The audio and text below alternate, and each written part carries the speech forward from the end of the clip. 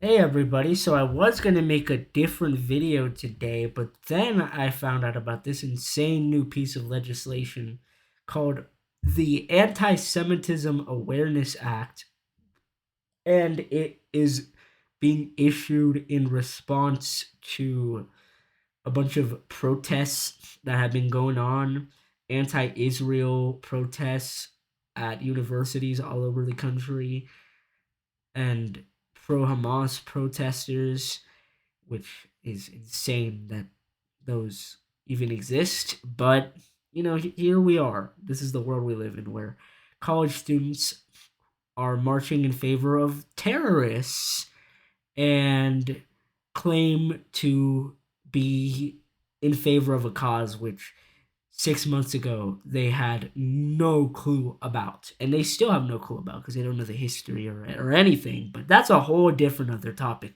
So we have here the Anti-Semitism Awareness Act, and let's just go through it. Just look at it, and you're gonna see that there's quite a bit wrong with it. And yeah, let's just do that. Speech separate ACT. To provide for the consideration of a definition of anti-Semitism set forth by the International Holocaust Remembrance Alliance for the enforcement of federal anti-discrimination laws concerning. So they are outsourcing what defines anti-Semitism to the International Holocaust Remembrance Alliance, which we're going to read their definition because this bill isn't that important in the text of the bill itself. What's important is that they outsource the definition of anti-Semitism to the International Holocaust Remembrance Alliance, and their definition is basically being put into law, and that is problematic for a couple reasons, for several reasons, more than a couple, but we'll go through that after this. The Holocaust Remembrance Alliance for the enforcement of federal anti-discrimination laws concerning education programs or activities and for other purposes. So they are cracking down on educational programs, so universities and all that, those kinds of places where anti-Semitism is rising and is becoming more prevalent. So let's switch over to the the International Holocaust Remembrance, Matt, what because that out of is limit. No networking. the relevant definition. Read more about our working definitions are available in multiple languages while we try to ensure the accuracy of all of our translations. In the event of any discrepancies, the English translation takes precedence. In the Okay. spirit of the Stockholm Declaration that states, with humanity still scarred by anti-Semitism and xenophobia, the international community shares a solemn responsibility to fight those evils. The Committee on Anti-Semitism and Holocaust Denial called the Euro Plenary in Budapest, 2015, to adopt the following working definition of anti-Semitism. On May 26, 2016, the plenary in Bucharest decided to. And this is the one that they are adopting because it is the latest one. It's the May 26th, Block quote adopt the following 2016 non-legally version. binding working definition of anti-Semitism. Now they say it's not legally binding because the International Holocaust Remembrance, they don't really have legal power. The countries within it do, and they can enforce it into law if they want. Anti-Semitism is a certain perception of Jews which may be expressed as hatred toward Jews. Now, look at this definition and tell me if it makes sense to you. Anti-Semitism is a certain perception of Jews which may be expressed as hatred toward Jews. A certain expression, Anti-Semitism is a certain perception of Jews which may be expressed as of hatred toward Jews, which Jews. may be expressed as hatred for Rhetorical and Jews. physical manifestations of anti-Semitism are directed toward Jewish or non-Jewish. Okay. Jewish or non-Jewish? But I thought this was targeting Jews. Individuals and or their property toward Jewish community institutions and religious facilities. And or their property. What? Okay. So I guess the way that I would understand this is that if you are attacking a Jew and it actually turns out they're not a Jew, it's still anti-Semitism because you thought that it was. It's confusing, but I get it. Out of block quote a guider and its work, the following examples may serve as illustrations. So here is what they consider anti-Semitism, and if you actually read the whole bill, the text of it, it's not that long, but it's long enough that I didn't feel it was necessary to cover in the whole video because I think that the anti-Semitism definition is more important since that's what's going into law. But it does state in the bill that those examples are going to be working examples and they're going to prosecute things like that. They're going to crack down. I think prosecute's the wrong word, but they're going to crack down on those examples. If you want to read the whole bill, you can. I will link it in the description, but these are the examples that they give. Manifestations might include the targeting of the State of Israel conceived as a Jewish collectivity. However, criticism of Israel similar to that leveled against any other country cannot be regarded as anti-Semitic. Anti-Semitism frequently charges Jews with conspiring to harm humanity. So harming or not harming, criticizing Israel is anti-Semitic, but it isn't. So I don't get it. Okay. And it is often used to blame Jews for why things go wrong. It is expressed in speech, writing, visual forms, and action, and employs sinister stereotypes and negative character traits. Contemporary examples of anti-Semitism in public life, the media, schools, the workplace, and in the religious sphere could, taking into account the overall context, include, but are not limited to. Okay. Here are their examples. List with 11 items calling for aiding or justifying the killing or harming of Jews in the name of a radical ideology or an extremist view of religion. Yeah, that's pretty bad. I don't support that. That is fair. I'll give them that one. Making mendacious, dehumanizing, demonizing, or stereotypical allegations about Jews, etc. The power of Jews as collective, such as, especially but not exclusively, the myth about the world Jewish conspiracy or of Jews controlling the media, economy, government, or other societal institutions. So, what if it's just a factual truth that there are a lot of Jewish people in the media and economics and entertainment industry and all that kind of stuff? What if that's just a true fact? Is that anti-Semitic to say that? Now, the whole world conspiracy thing, that's ridiculous. There's no evidence for that I've ever seen. But just saying or making jokes about, oh, the Jews are doing this and this. I'm not going to say that because I might actually get banned for saying that kind of stuff. But listen, jokes are not possible to make anymore. It's really vague, and I don't know what this even is supposed to accomplish. I mean, do jokes count? Do true facts count? I mean, apparently they do, because we're going to get to one of the most egregious examples, and that is just a true fact, the thing we're going to get to. Accusing Jews as a people of being responsible for real or imagined wrongdoing committed by a single Jewish person or group, or even for acts committed by non-Jews. Yeah, okay.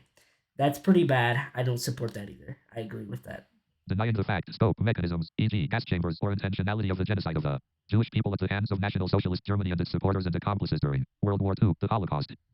Yeah, I don't understand how Holocaust denial is even a serious position. I mean, just look at all of the history around it. I've learned a lot myself because I like history myself. I like to study it, and I don't understand how you can deny the Holocaust. I mean, the Nuremberg trial documents themselves just refute any of this Holocaust denial nonsense. Even the Nazis, they didn't really try to hide it when the war ended. I don't understand. So, okay, I'll give you this one. Accusing the Jews as a people or Israel as a state of inventing or exaggerating the Holocaust.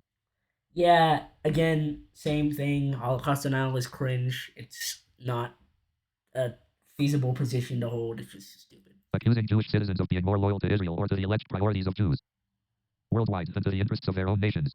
How is that anti-Semitic? Just saying that a Jewish person cares more about Israel than the United States? First of all, what if that's true? And second of all, I mean, what's wrong with that? I don't get it. Is it polite? I mean, not really. But is it anti-Semitic and hateful to say something like that? It's very vague. You notice that this is very vague and broad. It's not really clear. Denying the Jewish people their right to self-determination, e.g., by claiming that the existence of a state of Israel is a racist endeavor. So, essentially saying that a Jewish state shouldn't exist, or Israel doesn't have a right to exist, is that anti-Semitic? Listen, I don't even agree with that. I don't even agree with that sentiment about how Israel shouldn't exist and doesn't have a right to exist. But listen, that's a point of contention. It's a point that can be debated, and I think that it should be open to be debating. But apparently this is law now, or this is being passed into law. It's on the way. Applying double standards by requiring of it a behavior not expected or demanded of any other democratic nation. This I don't even understand, because what double standards do people hold Israel to? And this has a lot to do with Israel for some reason. When it's talking about how the state of Israel isn't a collective representation of all Jews. So I don't understand this. Here's what gets Interesting. Using the symbols and images associated with classic anti-Semitism, e.g., claims of Jews killing Jesus or blood libel to characterize Israel or Israelis. So, stating historical facts that virtually all scholars hold is just anti-Semitic now. The Bible is bad. The Bible. Let's go look at Matthew 27. Text, Matthew 24 went, but they shouted all the louder, crucify him. 23 Why, what crime has he committed? Asked Pilate. But they shouted all the louder, crucify him. 24 When Pilate saw that he was getting nowhere, but that instead an uproar was starting, he took water and washed his hands in front of the crowd. I am innocent of this man's blood, he said. It is your responsibility. 25 All the people answered, his blood is on us and on our children. Listen, is it going to be unlawful for a college to hold a Bible study and they talk about these things? Is it going to be unlawful for churches to do that? I don't think so, because it doesn't specifically mention that in the bill text. But it's just ridiculous. Like, the fact that the Jews put Jesus to death is a historical fact. Virtually all scholars accept this. Not all of them accept the resurrection story. I obviously do. I think that the resurrection is historical, and I think that you can prove the resurrection. But virtually all scholars accept that the Jews put Jesus to death. That's just a fact of history. Does that mean that we get to target Jews today for doing that? No, we don't get to do that. The Bible is clear on this issue. But that doesn't mean that we can't state historical facts and historical truths. This claim about Jews putting Jesus to death is true. It's just a fact of history.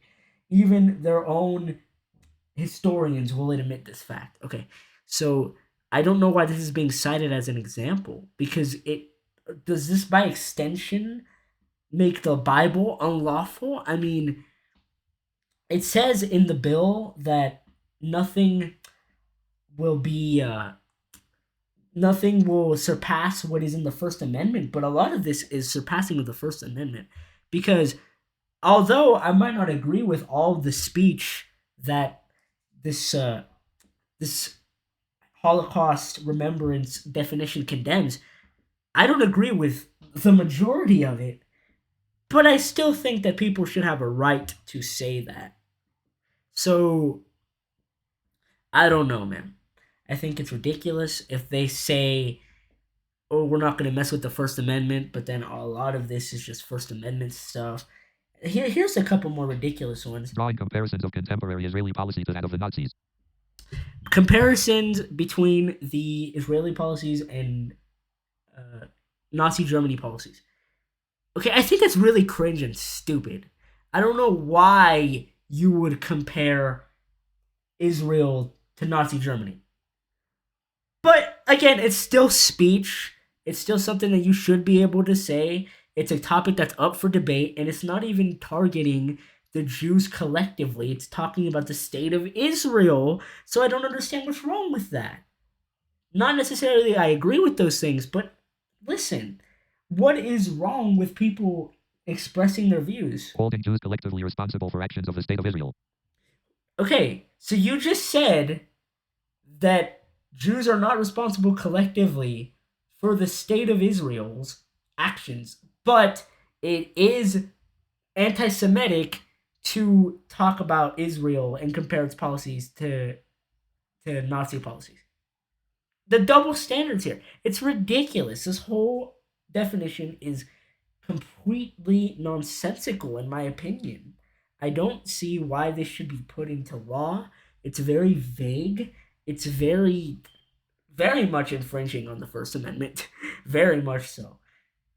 So, of course, they have to put that into law because they don't care about the First Amendment. The First Amendment might as well just not exist in these people's minds. But that was the Anti-Semitism Awareness Act. I think it's insane. That was the definition. I think that's insane as well. That's the thing that's being enshrined into the law.